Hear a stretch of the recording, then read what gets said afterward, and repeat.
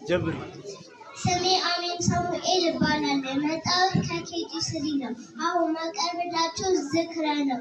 ኦቲዝም እንደ ጤና ችግር ሳይሆን እንደ እርግማን የተቆጠረ በርካታ ህፃናት አንዳች ነገር ተጠናውቷቸዋል እየተባሉ በሰንሰለት ታስረው ጨለማ ቤት ውስጥ እንደሚወረወሩ ያስተዋለችው አንዳንዶቹማ ቤተሰባቸው ሳይቀር ያገራቸዋል።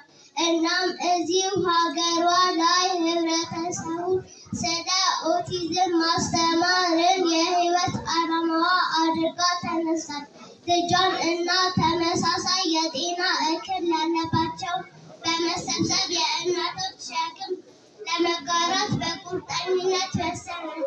በ1994 በኢትዮጵያ የመጀመሪያው ጆይ የኦቲዝም ማዕከል ልጇን ጆጆ ጨምሮ በ4 ልጅ ቤት በመከራየት መሰረተ።